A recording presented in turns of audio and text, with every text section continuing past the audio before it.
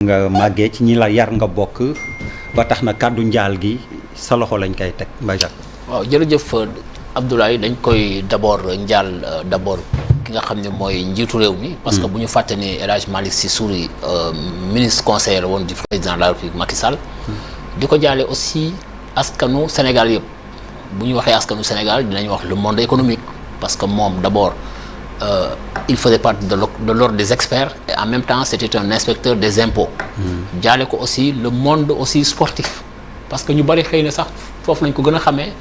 parce que dafa doon koo xam ni nekkoon na pratiquement international bu gagné les Jeux de l'amitié en 1963 moom ak ñoom Youssoufa Ndiaye ñoom Lamine Koura ñoom Maréchal Thioune ak ñoom Domingo Mendy mu nekkoon aussi un footballeur de la GIA donc nekk fa président de la Jeanne d'Arc de Dakar et il a été un des premiers en tout cas dirigeants à avoir créé un centre de formation le centre Aldo Gentina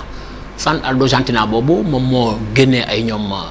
ci nga xam ne moom mooy Souleymane Camara ay ñoom Tony Silva ñoom Moussa Ndiaye ñoom Amdi Moustapha Faye ñoom Salif Diallo ñoom Sissoko donc soo xoolee ñooñu ñëpp à l'époque il avait signé un contrat de partenariat comme tey ni ko génération bu defee ak Metz rek moom c'était avec Monaco parce que xale yi bu ñu commencé woon rek dem nekk dañuy dem Monaco nekk mu nekkoon aussi koo xam ni dafa créé woon lu ñuy wax association défi solidarité dafa xooloon ni dafa amoon une certaine précarité au niveau des anciens internationaux mu créé loolu créé caisse financé ko ba pare nag di ci jàppale au moins les anciens internationaux aussi nekkoon na koo xam ne daal lépp lu ñu mën a wax daal mooy que ni kilifa la woon nekkoon na aussi président de la fédération sénégalaise de football comme ni ma ko waxee nekkoon na ko à 2 reprises parce que nekkoon na ko avec le CNP en 1992 après mu ñëwaat 2000 nekk ko comme président de la fédération sénégalaise de football am na ay yoo xam ni man suma kilifa la woon mag la woon ci man mais ndijaay la woon ci man parce que chaque fois soit dama daan dem point ñu daje fa wala réussir kër yaayam parce que booba xam na loolu parce que ñoom presque ak ay proximité la ñoo dëkk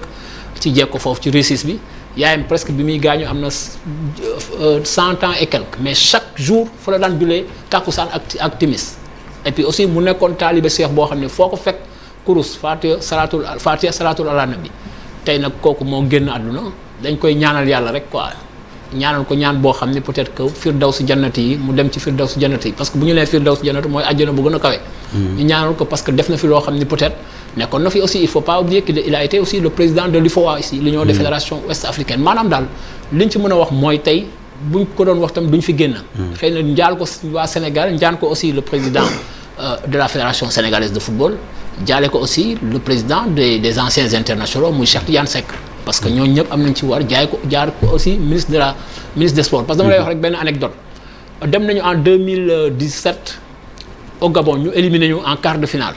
ñu ñëw ñëpp dugg seen nekk ñëpp parce que c'était décevant mooy bi ñu Cameroun di éliminé à la séance de tir au but fekk boobu ñun ak le président El Hadj Malick Sy Souris ñoo àndoon ñëpp dugg seen nekk ay Aliou Cissé ak joueurs yëpp ñëpp di jooy far yàlla def le président de la République envoyé une lettre au moins d'encouragement ministre jox ko lettre bi moom moo dem jël jour yi rassemblé leen jour boobu ce discours là a été un discours boo xam ne mobilisateur discours boobu dafa yee ñu bari ci xam-xam parce que dafa leen il les a fait comprendre que sport